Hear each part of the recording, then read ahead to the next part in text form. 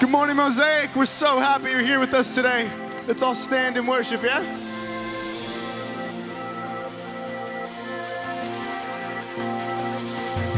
Your love, it keeps pulling us up, pulling us back to where you are.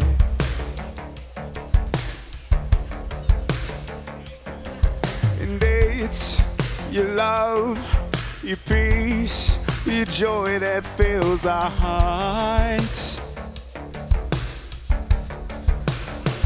And when you move like rain, you fall right through us like a flood.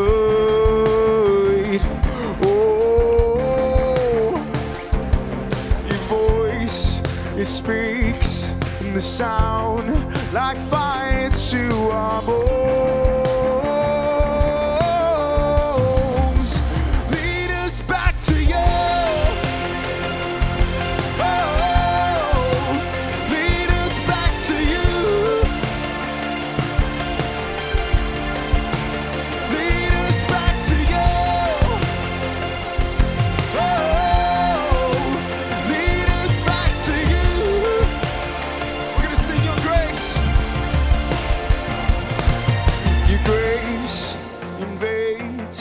Our lives, it binds us to your heart.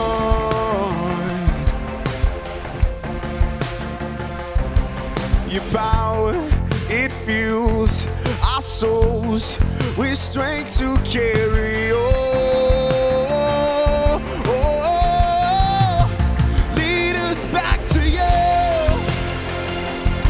Oh, lead us back to you.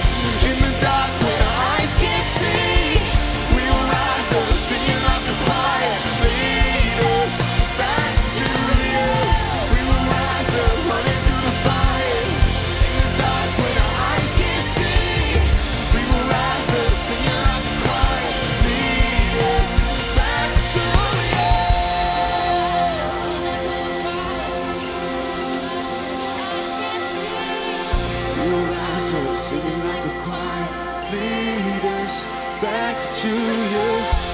Rise up, running through the fire, in the dark when our eyes can't see. We will rise up, singing like a choir, lead us back to you.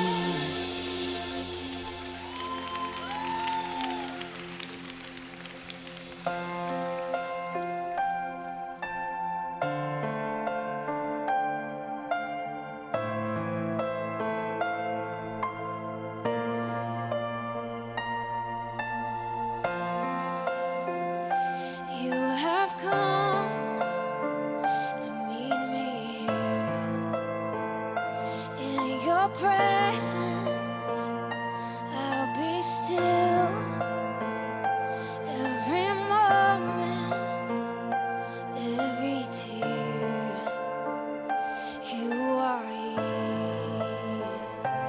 I am strong in the eyes of my Savior. I am held in the might of His hands. I am rescued, I am seen, I am covered, I am free.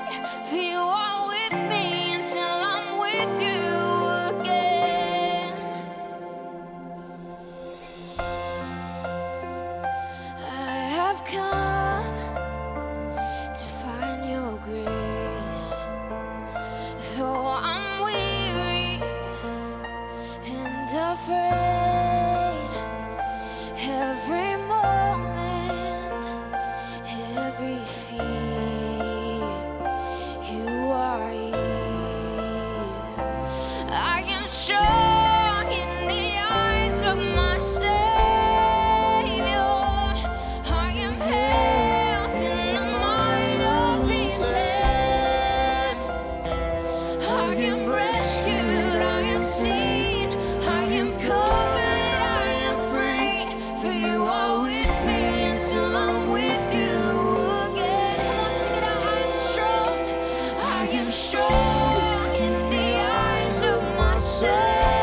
I am held in the might of His hands. I am rescued, I am seen, I am covered, I am free. For you are with me until I'm with you again. Until I'm with you again.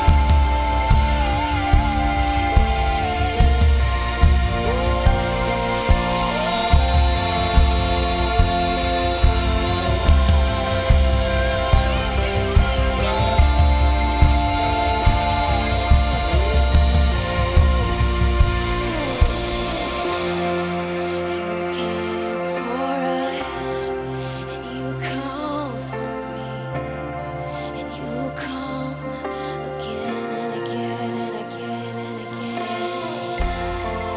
You came for us, and you come for me, and you come again and again and again and again.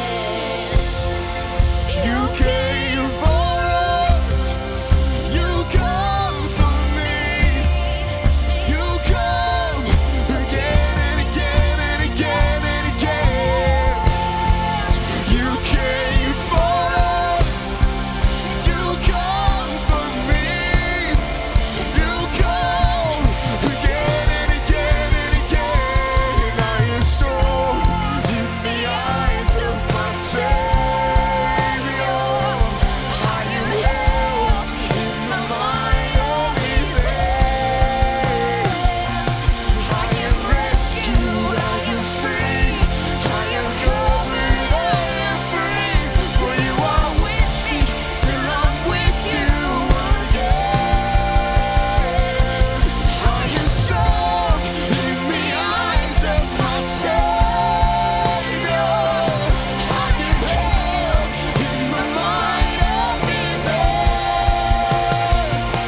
I am rescued, I am seen, I am covered, I am free. For you are with me till I'm with you again. You came for us, you come for me, you come again and again and again. You came for us, you come for me, you come again and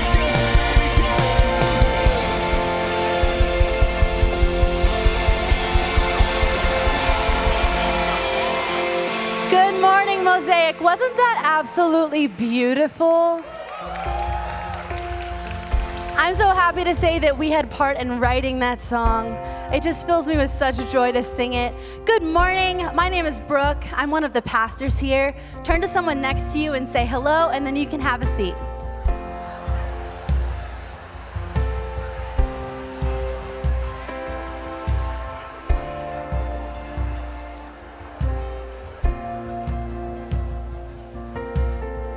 I'd like to invite the welcome team forward as we transition into a time of offering.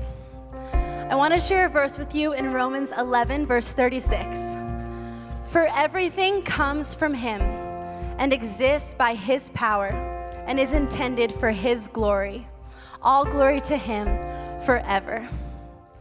So I've lived in LA for 6 years, and as any of you know who have lived in LA for any period of time, Los Angeles is like the Hunger Games of basic necessities.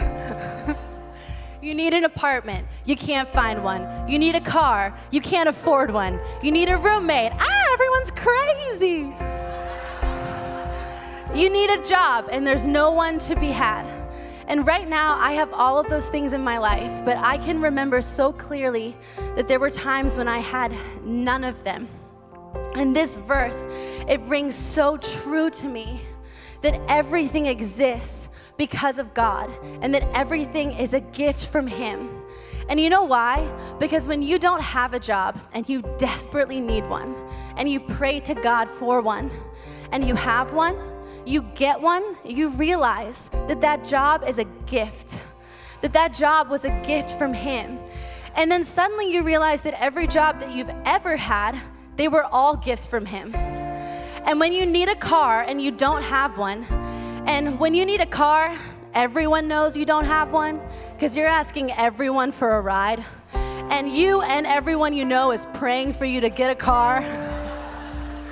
And you finally can afford one, you realize that that car is a gift and that every car you've ever had was also a gift from God. And you are so grateful. And when we give our money, when we give from what God has given us, it stems from a place of gratitude. Gratitude because we understand that everything that we have is a gift.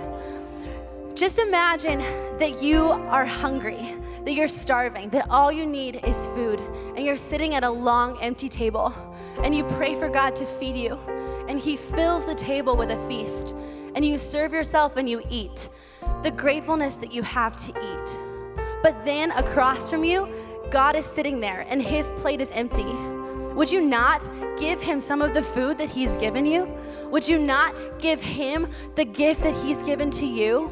And this is the beautiful thing about the church, that not only are you at the table, not only is God at the table, but the table is full of people from your community, full of people from your city, and they all have empty plates, and they all need provision. And from what God has given you, you get to give to them. So today I encourage you to give from a place of gratitude, from a place of understanding that we only have what we have because God has given it to us. You can pass the buckets. You can give in 3 ways. You can text Mosaic to 77977. You can give from the app, or you can go to mosaic.org/give. We have a lot of things coming up in our community that we'd love for you to be a part of, so check out Church News.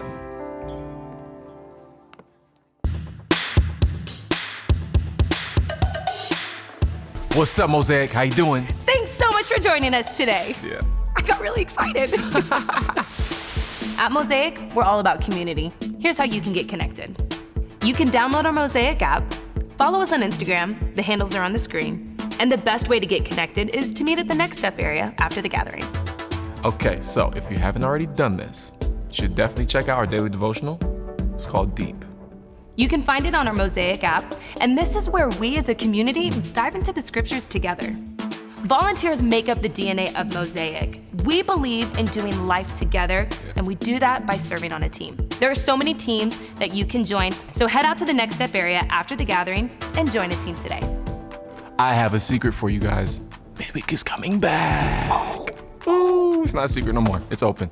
This week, it's going down. Invite your friends. We will see you there. If you're ready to grow in your spiritual influence and in leadership, Mosaic College is for you. They're accepting applications now, so to sign up, head to mosaic.org/college.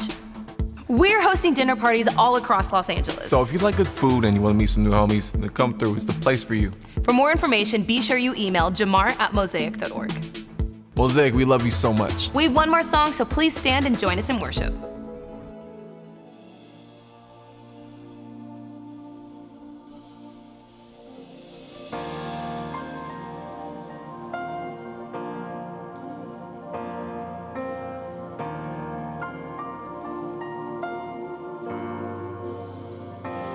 He has walked upon the open waters. The sea was calm with just a word from him. He has won the raging war of sorrow. When he speaks, a whisper shouts within.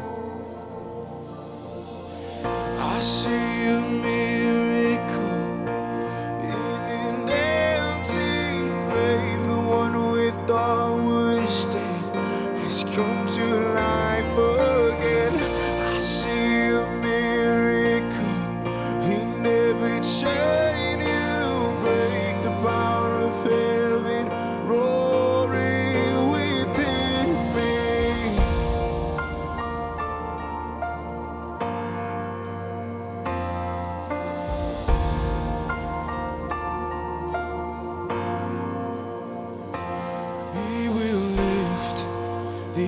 anxious and the weary, calling home the burden and the lost.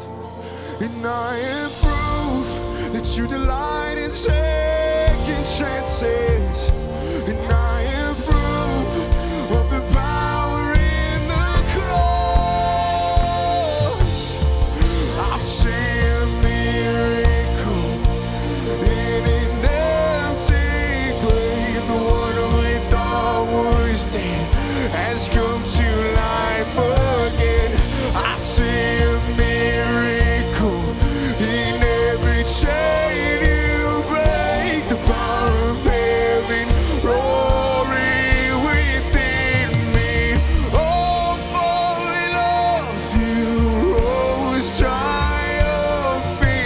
Oh, falling off you, oh, falling off you came back for me. Oh, falling off. Oh, falling off, my name is worthy. Oh, falling off, you go. Oh, falling off, your skies kind mercy. Oh, falling off.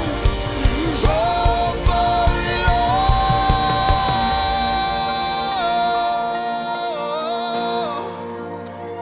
Oh, falling off. Jesus Christ, passion is his name. Come on, sing that out. He traded all his glory for our shame. Like he rose in freedom from the ashes. Come on. We will rise from death to life again.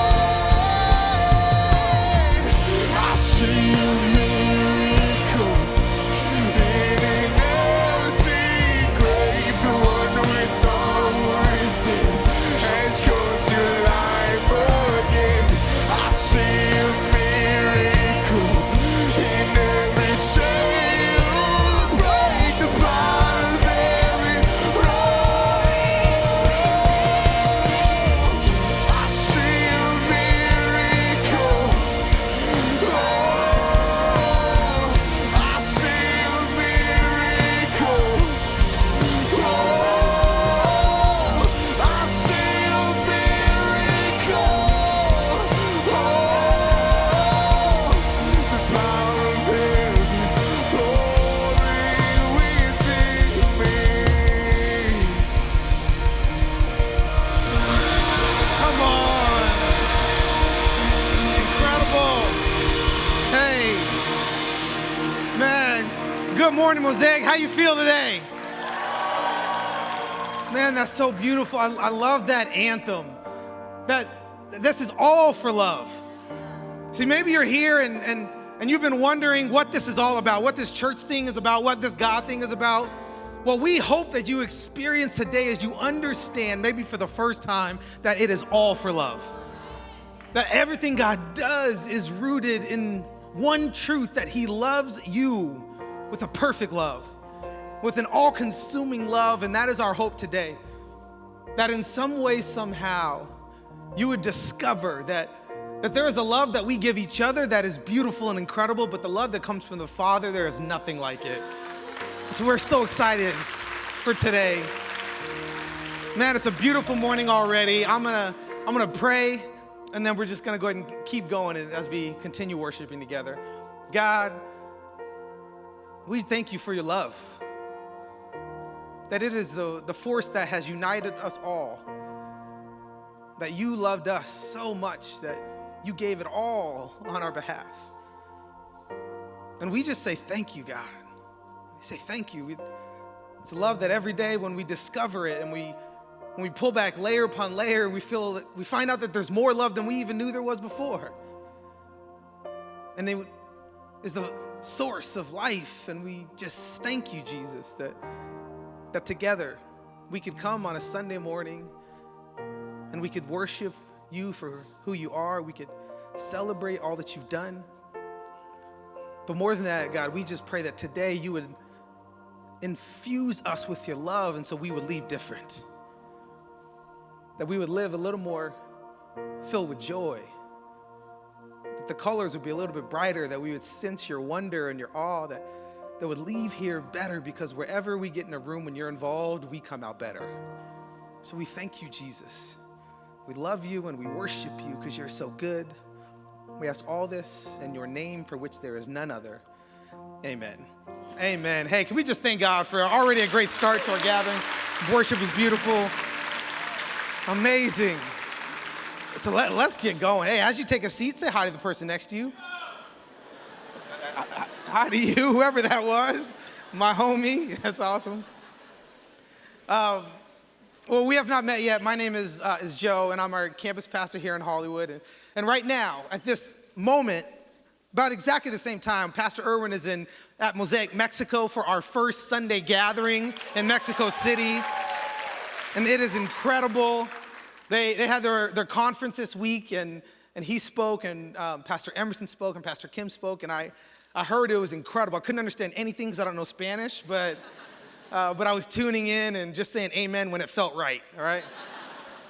And so he's there just pouring into that community. And so today, hopefully you have the gift of me. I don't know. We'll find out in 30 minutes. But I just got back from London. I was with Pastor Irwin as he was connecting with our friends at Hillsong London out there. And we were there for a week, and it was an incredible trip. And you ever had a trip that it started off like amazing, and you knew like, oh, this is gonna be dope because God's already moving? You ever had that? So for me, it was when I got on the plane.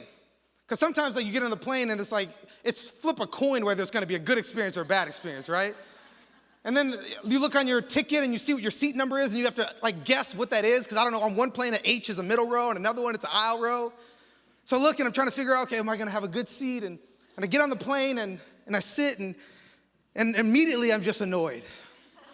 Because I sit down and there's no leg room, because the bottom of the seats it's like at a 45-degree angle. So you just eliminated like half of my leg room, and I'm already annoyed and frustrated. I'm like, God, where are you? And it's London, so it's a 10-hour flight. I was like, I don't want to be miserable this whole time. And I'm just sulking. I'm just bitter and angry. And then all of a sudden the doors close on the plane, and they say, all right, flight attendants, grab your seats. And I look, and there's no one in my row. And it's just me, and then row to myself, and I'm like, Jesus, you are so good. Right? You ever had that moment where you flip? Like, God, you don't even exist. Be like, no, Jesus, you're amazing. Right? That was me in that moment. I was like a whole row to myself, and I was just like, God, thank you. And then all of a sudden, I realized that the reason the footrest was at like a 45-degree angle, because I was in a sky couch row. Which, some of you are like, what's a sky couch? Let me tell you. Where there's this footrest on the bottom that you hit a button and it pops up on all three seats, and all of a sudden you have a bed. Hey, Joe Smith had a bed to London. Oh, it was the best plane ride of my life. I slept for probably 9.5 of the 10 hours. It was incredible. And I was just like, God, you love me. I don't know what I did to deserve this, but you love me. And we were in London, and it was amazing, and I was there for the whole week, and we did what Americans do in London, and we had no idea what we were doing, so we walked on the wrong side of the street. We hired bikes, and we just biked all across the city and broke every rule in London, I'm sure. And then it was time to come home, and I was sad, and because we had a great time with our friends in Hillsong. And on the way back, I was on the same row, 38H, and I was like, yes, 2 times I get sky couch again, and I was incredible. And I go on the plane at 38H, and I look, and there's a dude in my row. You ever like wanted to like, you don't know somebody, but you hate them already? And that was me. I was like, look at this guy, like, you better leave. But the funny thing is, he's probably sitting there, the same thing, like, what are you doing in my row? And I would say the worst flight of my life, but it's really just a normal flight. But once you've gone sky couch, it's hard to go back. And it was in that moment I realized how fickle my faith can be sometimes.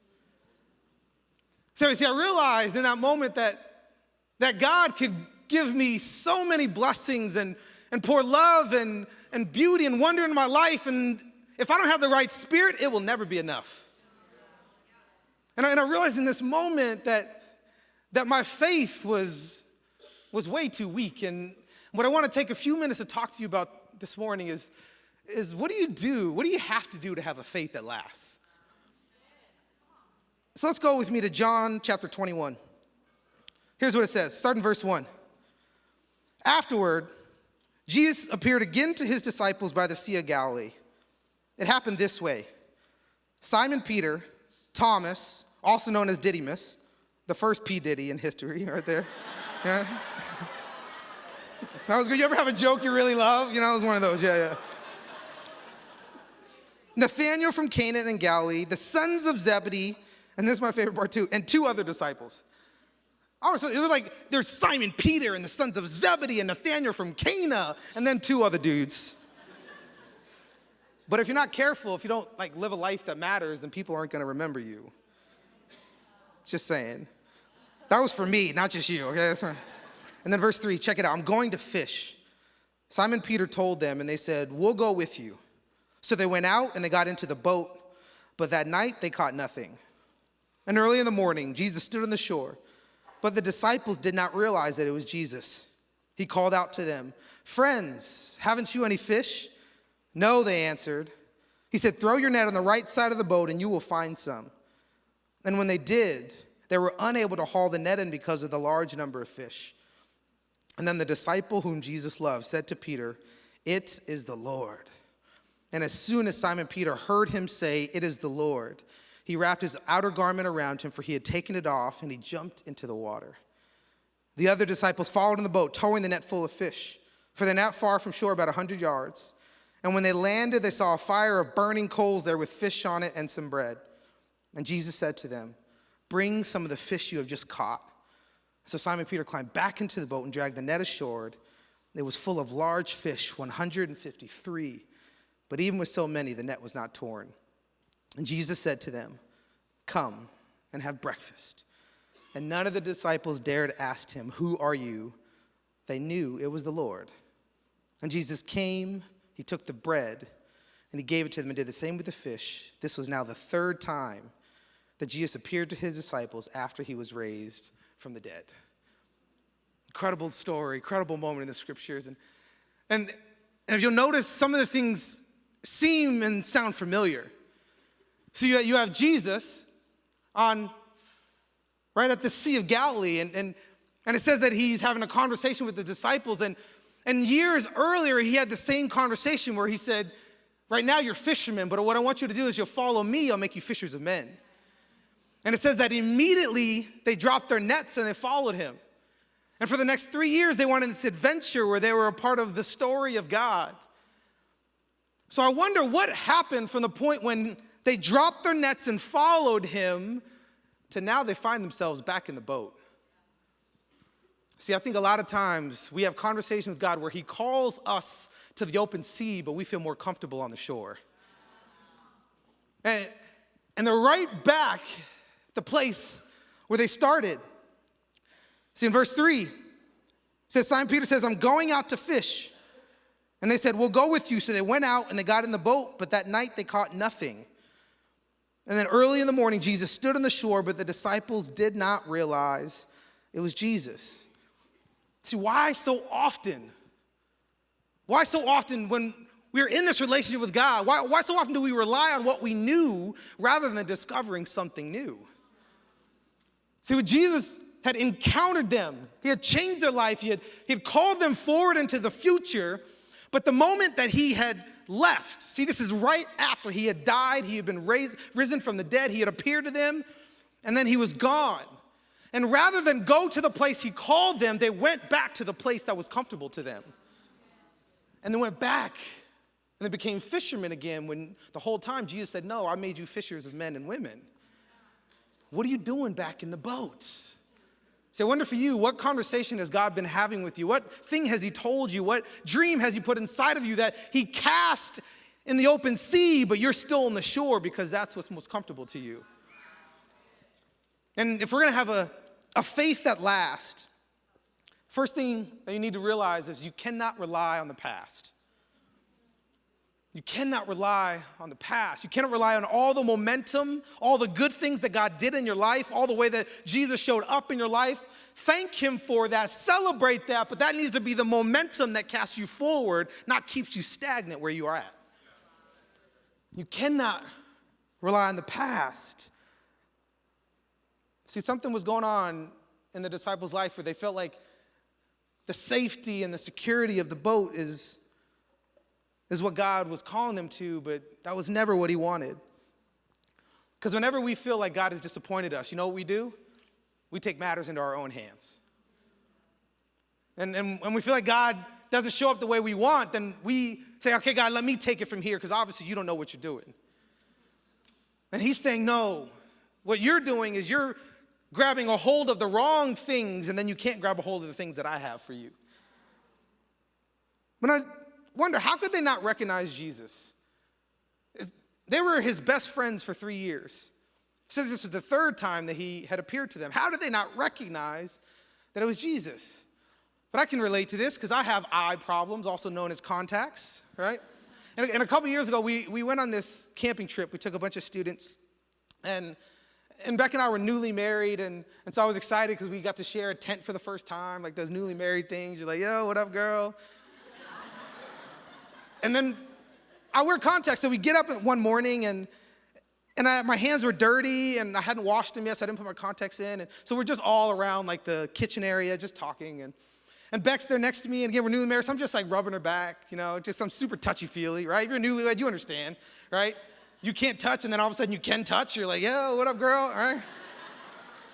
And so I'm just like rubbing her back and just showing her some love. And then we're just talking, and I'm just rubbing her back. And all of a sudden I feel like, as I'm rubbing her back, I feel her kind of like move a little bit. It's like, why is she moving? So I'm like, she moves. I'm like, okay, we're going to dance a little bit, right? So she's moving. I'm rubbing her back. And it's like, yeah, we're going. I'm like, oh, this is amazing. And now she's not just moving. Now she's like leaning. I was like, why is she leaning away from me? Rubbing her back. She's leaning away from me. I'm like, so I'm leaning with her. And she's leaning and I'm leaning. And then I turn, all of a sudden, I look and I realize it is not Beck. It is Mariah McManus. And yes, imagine how I felt. Imagine how she felt. Imagine how my wife felt. And all through it, just a weird moment like, my bad. See, what had happened was, unbeknownst to me, is somehow they had switched places. And when I thought I was still rubbing my wife's back, I was rubbing Mariah's back and my pastor's daughter's back. And that was awesome, yeah. See, there's some way, somehow they did not recognize Jesus. So you know what doubt and fear does? Doubt and fear clouds our eyes and we cannot see what is actually in front of us. See, it was not that their situation had changed, and it was not that their circumstance had changed. What they saw had changed. And that's why Jesus is trying to say, the more and more that you get in proximity to me, the more and more that you're close to me, you'll begin to realize that I've always been there. You'll begin to realize that I never left. It's just that your eyes were cloudy. You could not see what was right in front of you. And you know what I've discovered in life? Is that it's really difficult to recognize God when you find yourself in places you're not supposed to be. I'm just going to let that sit. See, so often we're like, God, where are you? And God's like, where are you? How did you get here? Why are you here? Why are you in the boat when I called you to the open waters? And then verse 5, it says, he called out to them, friends, haven't you any fish? No, they answered. And he said, throw your net on the right side of the boat and you will find some. And when they did, they were unable to haul the net in because of the large number of fish. Friends, haven't you any fish? Seems like Jesus is taunting them, doesn't it? Where it's like, they've been fishing all night. They've been trying all night. You caught anything, friends? Haven't you any fish? You know what I think he's saying? Translation, how's that working out for you? So I remember I used to watch Dr. Phil with my mom all the time. And you'd have these families come and these situations and conflicts, and they would go, I need help, Dr. Phil. My life is in shambles. Can you help? And he'd say, what is going on in your life? And they would describe it, and they do the same things over and over and over again. He would just look at him and say, how's that working out for you? See, I think a lot of times, rather than cast judgment or condemnation on us, Jesus looks at us, he says, how's that working out for you? So you've been casting your net to the right and to the left. You've been pursuing relationships, and you can't find that fulfillment your soul longs for. You've been jumping from job to job. You can't find what you're looking for, and Jesus looks at you and he just says, how's that working out for you? With all love, with all belief, with all trust, he just is saying, I know that you're in a place that you do not want to be. I know that you're in a situation that you do not want to be, and I know you feel like you tried everything. You ever felt like you've tried everything? Yeah, God, I've done all that you asked me to do. I've done all that I'm supposed to do, but God, I don't feel you. And that's when God says, cast it one more time. Because I think a lot of times what we do is we cast the net and we don't catch anything, and we think there's not fish there. But the problem is not that what we need isn't there. The problem is that Jesus wasn't there first. And he's like, I know you tried it without me. Now what I want you to do is to try it with me. So I wonder for you in your life, what are the dreams? What are the ambitions? What is the callings? What are the pursuits that you have been toiling after? Saying, God, I know I want to do this. I want to be a part of this. God, I need this. But you've been doing it without God. And he's saying, just cast it one more time with me. Try this out with me. See if we can do this together. And if you'll realize that the only factor that was missing was that you did not trust me. See, if we're going to have a faith that lasts, if you are going to have a faith that lasts, you have to trust what you cannot see. You have to realize that there's certain things that God can see that you can't see, and it's not until he allows you to see them that you'll be able to see them. Which is why it's so important that you continue inviting him into your life, that you draw him closer and closer into, so that when the time comes when he says, I need you to trust me in this, you act and then you see something happen that could not have happened without God. So I wonder if your marriage is on the rocks, but you've been doing it without God. If you let Jesus in, he could redeem it. See, I wonder if your relationship with your kids is in turmoil, but you've been trying to do it without God, and he says, if you'll invite me in, I can heal it. So I wonder what areas of your life that you have given up on God because he's not present, but it's that because you didn't invite him to be a part of the process. And he's saying, watch what I can do. You have to trust in what you cannot see. And so much of this relationship that we have with God is built on trust. And and faith is all about what we cannot see. And we play basketball a lot with our staff. And one of the things that I love, but a lot of people hate, is whenever me and Pastor Erwin play on the same team. And sometimes if we do it too often, like they won't let us play together because they say it's not fair. I was like, it's not our fault that you're not as good as us combined. But the crazy thing is that we can be on other people's team and we have the same skill set, we have the same talent, but it doesn't actualize itself in the same way except when we're on the same team. And especially this one particular play that we should come up with a name because it's that deadly, but we'll just call it a backdoor cut right now. If you know anything about basketball, a backdoor cut is all about like deception. It's all about like prediction. And what it is this play that we have where Pastor Erwin's at the top of the key. And then somebody will be guarding me. A lot of times it's Jamar or Carlitos. And they know it's coming. They know this is the moment. And even they tell the rest of the team, hey guys, here it comes. And they're so annoyed. They're like, don't do it. Here it comes. It's coming. Stop it. It's going to happen. And we're just like looking at each other like, yeah, it's coming. And nothing you can do about it. And they're like, it's coming. We got to stop. All right, here we go. And they're ready. And then we do the play. And 99% of the time, it works. Even though they know it's coming because it's all relying on what nobody else can see except us. And it's this play where Pastor Erwin puts the ball ahead of where I am to the place where I'm gonna go, but I'm not there yet. And then I have to meet him where he put the ball and then we were able to score even though they knew that it was going to happen.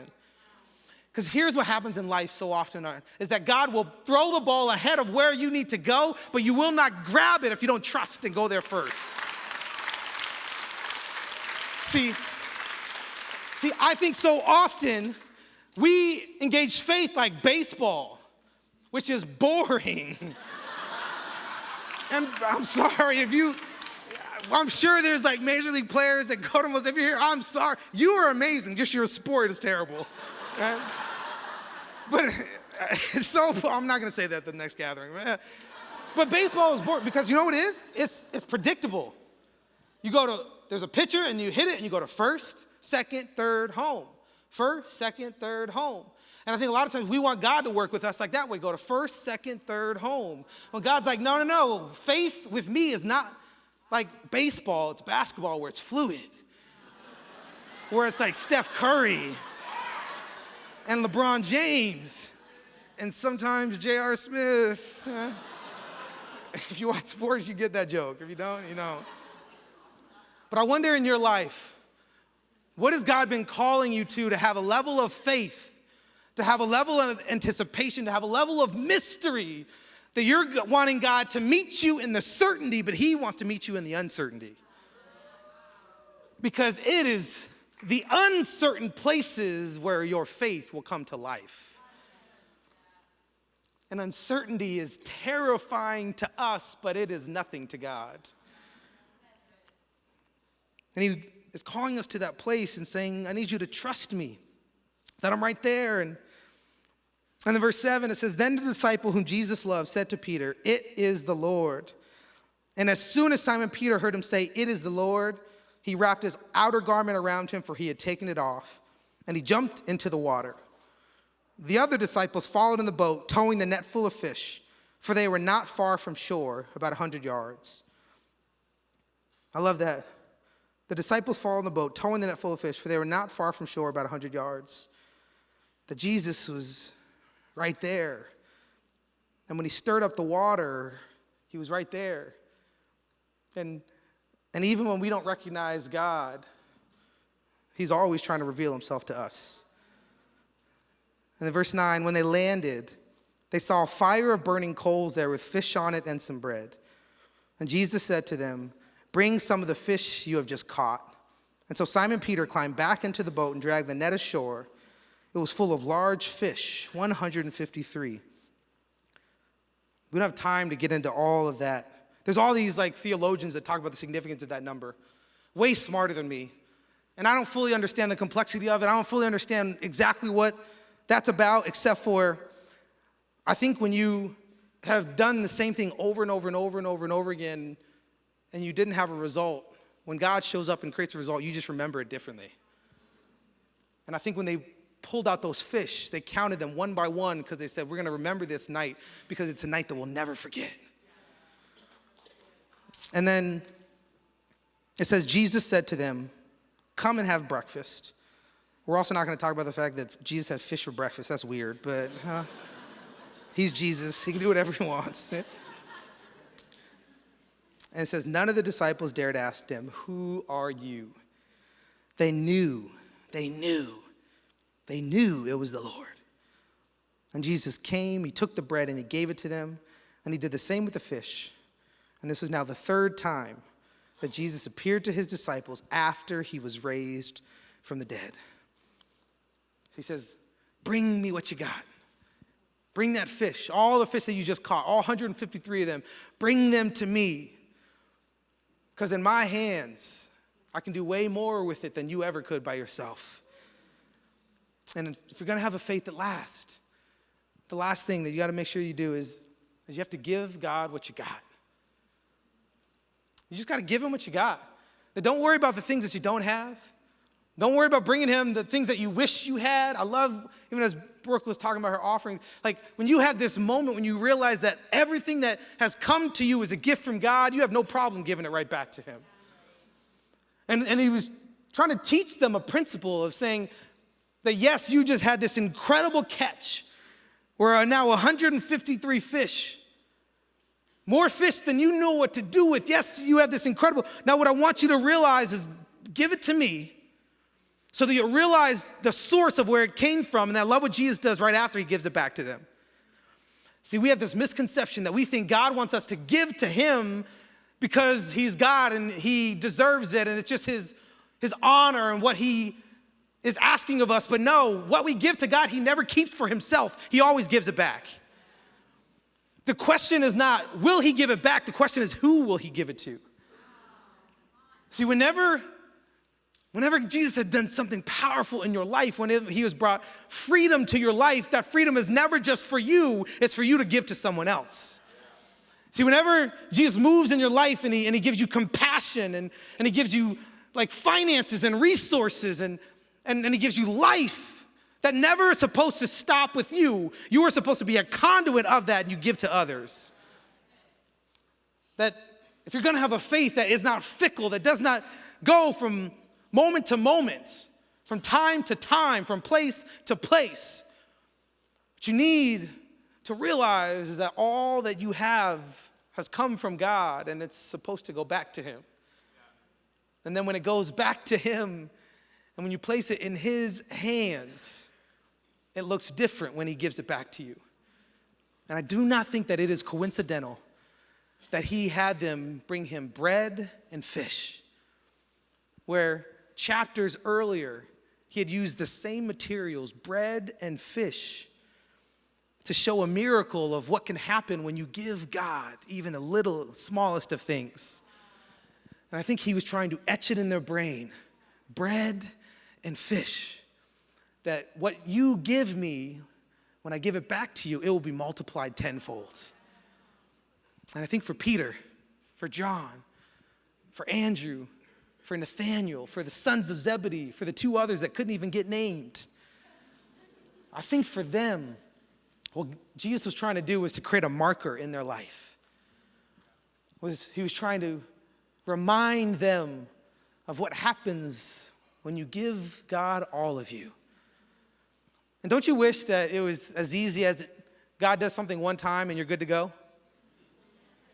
It should be that way, right? It should be like, even for these guys, they were with Jesus 3 years. You know how many miracles they saw? You know how many like incredible things God did among them? You would think they were good. All you need is one. They had like 17,000 and it still wasn't good enough. So I think what that is good for us is a reminder that if we rely on what God did, we will miss out on what God is doing. That God is not a God of the past. He is not a God of what he used to do. He's not a God of what happened. He is a God of what is about to happen. And I just believe that this was a moment that changed their lives forever. That they left that place different, that maybe for the first time, the dots connected. They realized who Jesus truly was. And they realized what he was calling them into. Because they were fishermen. And that's all they ever knew. Until this moment when this carpenter walks by the shore and says, "Come follow me." And he says, "I'll make you fishers of men." See, whenever you engage with Jesus, he always elevates the conversation. He always calls you to more. And they dropped their nets and they followed him. But remembering how God moved, that'll just keep us in the moment. But when we believe in what God's gonna do, that catalyzes us into the future. And it's this moment where Jesus is saying, look what I'm about to do. I want to do so much in and through you, but you got to have a faith that lasts. Because they were fishermen. But you know what I think what happened to them is, and I think what happens to a lot of us, is it's an ironic thing that seeing God move does not always increase our faith. Sometimes it makes us complacent. And they saw God move and do amazing things, but even just for a second, they lost sight and they went back into the boat. And I wonder for you, what has that been in your life that you've gotten back into the boat? And And I think what they did and what a lot of us do is we're in that boat and we take the anchor and we drop the anchor. And we drop the anchor and then we fish because that's who we are. This is who I am. It's how God made me. And we drop our anchor and we stay who we were. But I don't think that's what God ever wanted to do. I don't think that's the conversation Jesus ever wanted to have with them. And I think rather than drop the anchor, I think he wanted them to cut the anchor. And I think he wanted them to open up the sail and say, you think that this is a boat that was made for fishing, but this is a sailboat that's made for the open sea. See, I think what happened to them is they got comfortable. They got complacent. They remembered all that God did. They remembered all that Jesus, who he was. But they forgot that Jesus had called them to the open sea. And the open sea is filled with uncertainty and mystery and fear. But there is no fear that you have that is greater than God's faith. There's no fear that you cannot put in his hands that he does not know what to do with. There's no fear that you cannot be honest and transparent with Jesus and say, this is where I'm at. He says, put it in my hands, give me what you got, and then watch what I'll do with it. Because it is only God that can turn our fear into our faith. And it's the same material. And I wonder for you this morning, where have you been playing it safe? Where have you dropped the anchor and Jesus is like, no.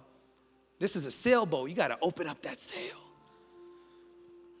And then maybe it's in that moment when you'll discover a faith that does not move from moment to moment, but it becomes a marker in your life and you discover a faith that lasts.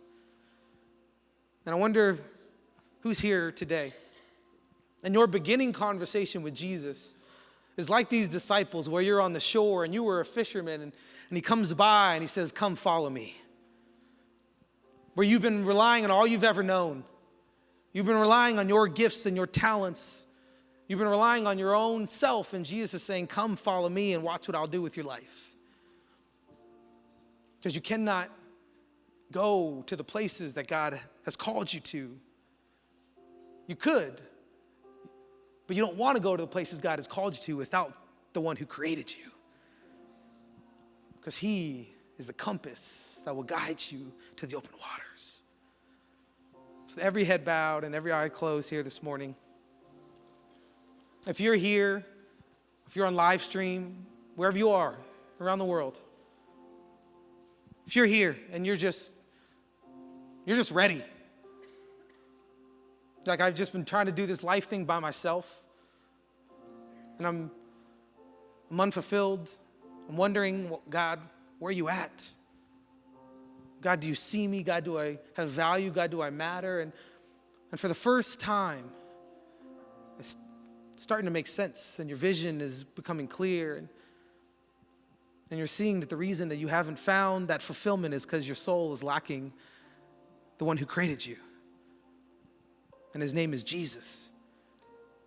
If that's you, and today, for the first time, you believe it, that God himself stepped into human history on our behalf, and he gave up his life on our behalf, and he was crucified on your behalf, and today you want to say, Jesus, I believe that you came for me, and I believe that you can take me where I can only go with you, and I'm ready to trust my life to you, then I just want you to pray this prayer right now with me. It's simple. You say, Jesus, I give you my life. That's it. Jesus, I give you my life. And it's with those words you begin a conversation with God that is going to take you to the place that your soul is desperate for. Jesus, I give you my life. If that was you here today and you prayed that prayer, if your heart's beating inside your chest and you're ready to be different, then I want you to just raise your hand right now so I can pray over you. Pray that God would move in your life, that God would, it's beautiful, that God would show how powerful you are, how much you are loved, how much he is for you. If that was you and you said, Jesus, I give you my life, you just raise your hand right now so I can pray for you. It's beautiful. Just keep your hand up right now. Anyone else right now? Yes, I see you. It's your moment where you can go from the shore and be sent to the open waters. Jesus, I give you my life. It's beautiful. Father, I pray for every hand held high in this room.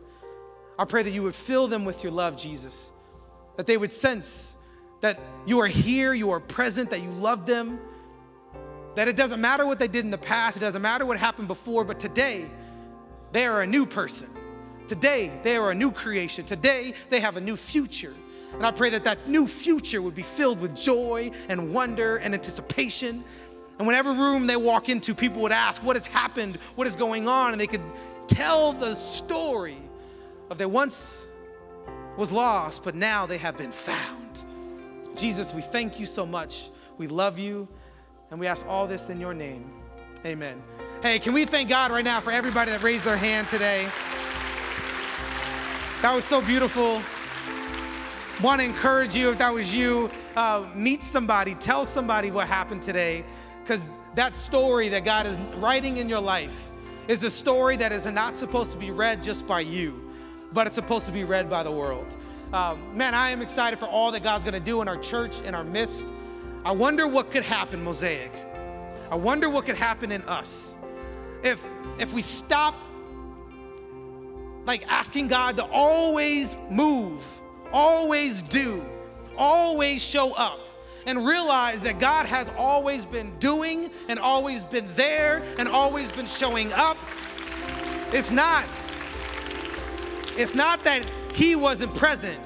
It's that our faith did not last. So I wonder for us today, what will happen if we step into this moment where we realize that there's a faith that can move from moment to moment, and it's a faith that can last. Hey, love you guys.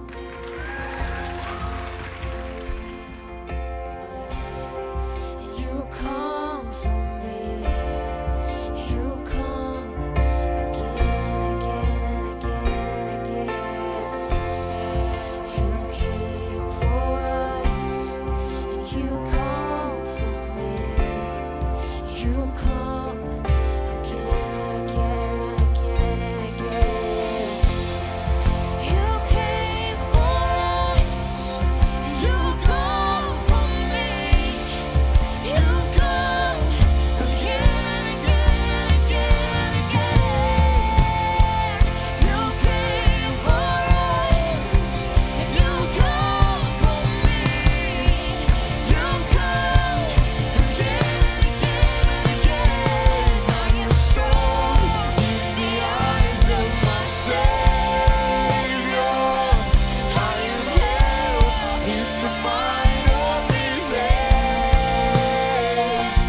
I am rescued, I am seen, I am covered, I am free.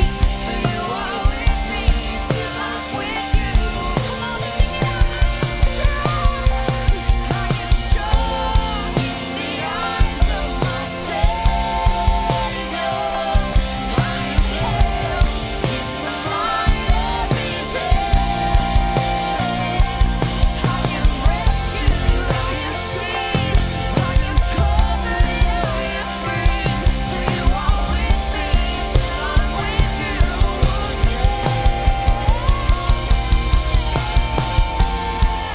You came for us, and you come for me, and you come again and again and again. You came for us, and you come for me. You come again and again.